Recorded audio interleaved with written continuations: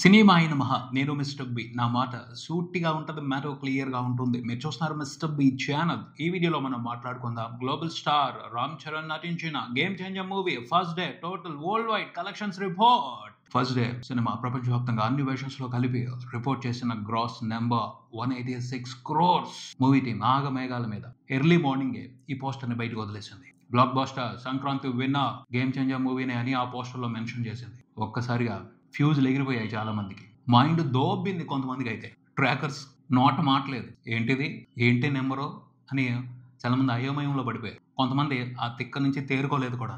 వేరే ప్రొడ్యూసర్ అయితే ఏమైనా అనుకునే వాళ్ళేమో కానీ దిల్ రాజు అయ్యేప్పటికే షాక్ గట్టిగానే తగిలింది అందరికి. దిల్ రాజు నుంచి అది అసలు ఎవరో ఎక్స్పెక్ట్ చేయని విధంగా షాక్ ఇచ్చారు. సంక్రాంతి షాక్ సాలిడ్ గా ఇచ్చారు అంతే అని ట్రేడ్ వర్గాలు ఫీల్ అవుతున్నాయి. ముఖ్యంగా ట్రాకర్స్ చాలా పెద్ద డిఫెన్స్ లో పడేశారు ట్రాకర్స్ ని. ఎందుకంటే ప్రొడక్షన్ హౌస్ డైరెక్ట్ గా అంత పెద్ద నెంబర్ ని రివీల్ చేసేసాక ట్రాకర్స్ చాలా కష్టపడతారు, గట్టిగా కష్టపడతారు. వాళ్ళు చెప్పే నెంబర్స్, వాళ్ళు చూపించే కలెక్షన్స్ కరెక్ట్ అని నిరూపించుకోవడానికి గట్టి పరీక్ష పెట్టారు. కాకపోతే ఆ పరీక్షలో ట్రాకర్స్ నెగ్గుతారు. ఎందుకంటే అవతల పక్క అంత వీక్ గా ఉంది మరి వ్యవహారం. అంతలా బ్లాస్ట్ అవ్వకుండా ఉండాల్సింది పోస్టర్ లో. కొంచెం లాజిక్ కి దగ్గరగా ప్రయత్నిస్తే బాగుండేది. టూ మచ్ ఆర్టిఫిషియల్ అయిపోయింది అని కొంతమంది అభిప్రాయపడుతున్నారు.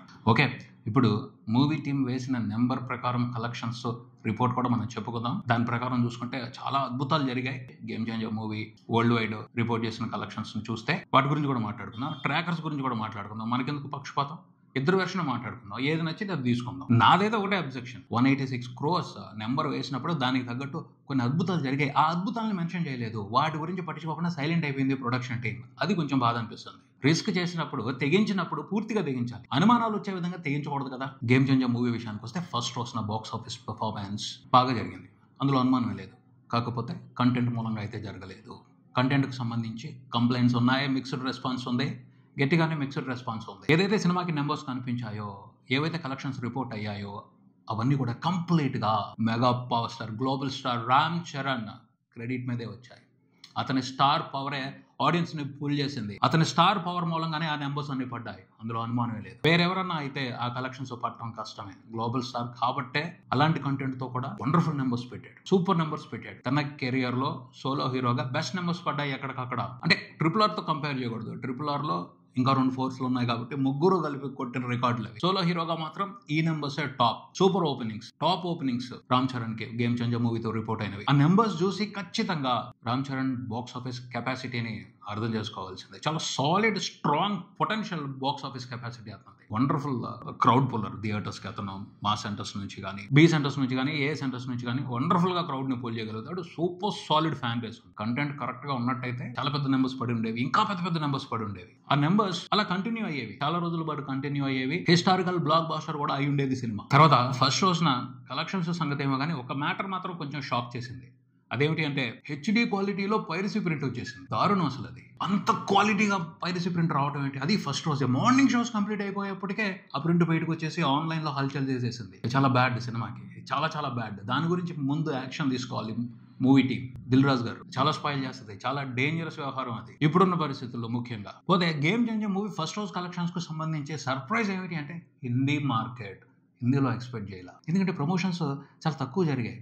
అక్కడ బజ్ ఎలా ఉందో తెలియలేదు. జనాలు సినిమాని ఎలా రిసీవ్ చేసుకుంటారో సరైన అంచనా లేదు. హిందీ మాస్ ఆడియన్స్ పల్స్ అర్థం కాలేదు. గేమ్ చేంజర్ మూవీకి ఎలా ఉంటుంది రెస్పాన్స్ అనే దానికి సంబంధించి. కానీ ఫస్ట్ రోజున మాత్రం వండర్ జరిగింది. రామ్ చరణ్ RRR తో మంచి రికగ్నైజేషన్ తీసుకున్నాడు హిందీ ఆడియన్స్ లో కూడాను. మాస్ ఆడియన్స్ అతని కోసం వెయిట్ చేస్తున్నారు, అతని నుంచి మంచి కంటెంట్ ని ఎక్స్పెక్ట్ చేస్తున్నారు. అర్థం అవుతుంది. ఫస్ట్ రోజున గేమ్ చేంజర్ మూవీకి హిందీ బెల్ట్ లో రిపోర్ట్ అయిన కలెక్షన్స్ చూస్తే ఎక్సలెంట్ కంటెంట్ పడున్నట్టయితే మాత్రం హిందీలో కూడా దూసుకుంటూ వెళ్ళిపోయేది సినిమా, అందులో అనుమానమే లేదు. సరిగ్గా ఎస్టిమేట్ చేయలేదు, అందుకనే చాలా లోగా కొంచెంగా మాత్రమే ప్రమోషన్స్ చేశారు. హిందీలో అగ్రెసివ్ గా చేస్తున్నట్టయితే ఇంకా పెద్ద నెంబర్ పడి ఉండేది. ఎక్స్పెక్ట్ చేయలేదు అసలు. అందరూ షాక్ అయ్యారు ఆ నెంబర్ చూసి. దాదాపు 9 కోట్ల వరకు నెట్ ఫస్ట్ రోజున రిపోర్ట్ అయింది. అద్భుతం, మామూలు విషయం కాదు. ఈ మధ్యన కొన్ని స్ట్రైట్ హిందీ సినిమాలు కూడా అలాంటి నెంబర్ పట్ల బాధపడిపోతున్నారు, ఏడ్ చేస్తున్నారు, మా సినిమాలు చూడలేదు అని హిందీ ప్రేక్షకులు. అలాంటిది రామ్ చరణ్ కోసం వచ్చారు అంటే దట్ ఈస్ RRR మూవీతో అతను ఒక ఇంపాక్ట్ క్రియేట్ చేశాడు. రామ్ అనే మ్యాటర్ ఇంపాక్ట్ చూపిస్తుంది. సో నెక్స్ట్ ఫిల్మ్ తో నెగ్లెక్ట్ చేయకూడదు. హిందీ మార్కెట్ మీద కూడా చాలా స్ట్రాంగ్ గా కాన్సన్ట్రేట్ చేయాలి రామ్ చరణ్. సూపర్ స్టార్, అనుమానం లేదు. సూపర్ స్టార్ హిందీలో మాత్రం గేమ్ చేంజర్ మూవీ ఇది. రెండో రోజున కూడా ఇంప్రెసివ్ గానే ఆక్యుపెన్సీస్ కనపడుతున్నాయి. సండే కూడా మంచి కలెక్షన్స్ వచ్చే అవకాశం కనపడుతుంది. తర్వాత ఓవర్సీస్ విషయానికి వస్తే, ఓవర్సీస్ లో నార్త్ అమెరికా వరకు cinema premieres plus first day collections కలిపి $1 million దాటింది. అందరూ అయితే అడ్వాన్స్ బుకింగ్స్ తోనే 1 million పడిపోద్ది అక్కడ అనుకున్నారు. కొంచెం లేట్ గా అయినా పడింది. ఓకే, నార్త్ అమెరికా వరకు కాకుండా మిగతా అన్ని దేశాల్లో కలిపి సినిమా $1 million వరకు కలెక్షన్స్ చూసిందని తెలుస్తుంది. ఓవర్సీస్ వరకు $2 million ఫస్ట్ రోజున గేమ్ చేంజర్ మూవీ రిపోర్ట్ చేసింది, అన్ని వెర్షన్స్ లో కలిపి. కేరళలో సినిమా దాదాపు ఒక 20 లక్షల వరకు గ్రాస్ చూసిందని తెలుస్తుంది. తమిళనాడులో చూసుకుంటే ఒక 2.5 కోట్ల వరకు గ్రాస్ వచ్చింది. కర్ణాటకలో చూసుకుంటే ఒక 5 కోట్ల వరకు గ్రాస్ వచ్చింది. 2 తెలుగు స్టేట్స్ కి అవతల సినిమా రిపోర్ట్ చేసిన నెంబర్స్ ఇవి. ఇక 2 తెలుగు స్టేట్స్ విషయానికి వస్తే ట్రాకర్స్ వెర్షన్ ఫస్ట్ చూద్దాం.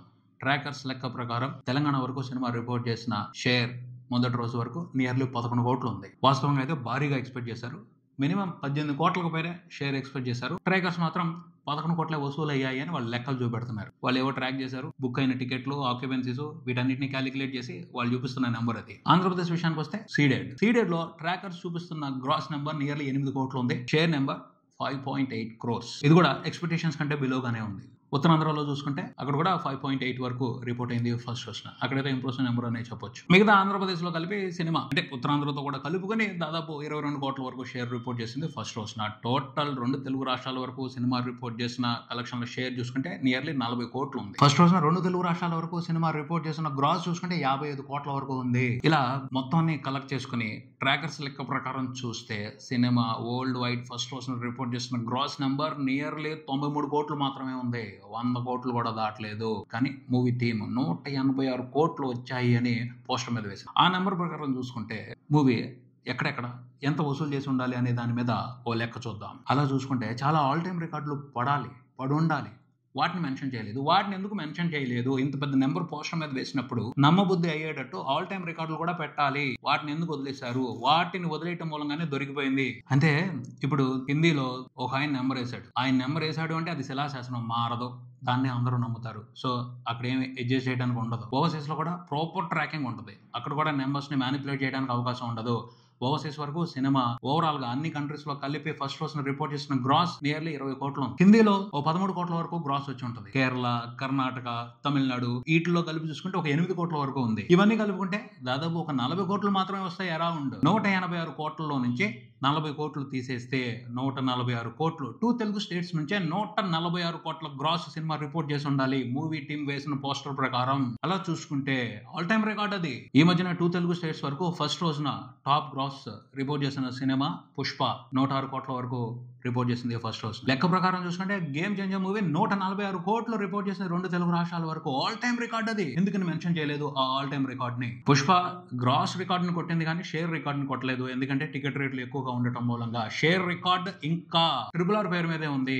ఫస్ట్ రోజున 2 తెలుగు స్టేట్స్ వరకు opening collections share record RRR పేరు మీదే ఉంది, 74 కోట్లు. గేమ్ చేంజర్ మూవీకి దగ్గరగా 110 కోట్ల షేర్ రిపోర్ట్ అవ్వాలి. ఆల్ టైమ్ రికార్డ్ అయి ఉండేది, హిస్టారికల్ రికార్డ్ అయి ఉండేది. 110 కోట్ల షేర్ ఒకే రోజున 2 తెలుగు రాష్ట్రాల వరకు ఒక సినిమా రిపోర్ట్ చేయడం అనేది సంచలనాత్మక హిస్టారికల్ రికార్డ్. ఎందుకని ఆ రికార్డ్ ని మెన్షన్ చేయలేదు? అంత పెద్ద నెంబర్ పెట్టినప్పుడు ఈ రికార్డులు వదిలేయటం ఎంత వరకు సమంజసం అనిపించుకుంటది? నైజాం వరకు ట్రాకర్స్ 11 కోట్లు అని చూపిస్తున్నారు. కానీ ఇక్కడ కూడా ఆల్ టైమ్ రికార్డ్ ఖచ్చితంగా పడి ఉండాలి. RRR కి 25 కోట్ల షేర్ ఫస్ట్ రోజున నైజాం వరకు. అది మించిపోయే కొట్టు ఉండాలి. 30 కోట్ల వరకు వచ్చి ఉండాలి, లేదా 28 కోట్ల వరకు అన్నా షేర్ పడి ఉండాలి గేమ్ చేంజర్ మూవీకి ఫస్ట్ రోజున నైజాం వరకు. ఎందుకని ఆ ఆల్ టైమ్ రికార్డ్ ని మెన్షన్ చేయలేదు? సీడెడ్ లో ట్రాకర్స్ 6 కోట్ల లోపలే చూపిస్తున్నారు ఫస్ట్ రోజున షేర్. యాక్చువల్ గా పోస్టర్ మీద పడిన నెంబర్ ప్రకారం చూసుకుంటే 12 కోట్లు 13 కోట్లు రిపోర్ట్ అవ్వాలి. అది కూడా ఆల్ టైమ్ రికార్డ్ అయి ఉండేది. దాన్ని ఎందుకు మెన్షన్ చేయలేదు?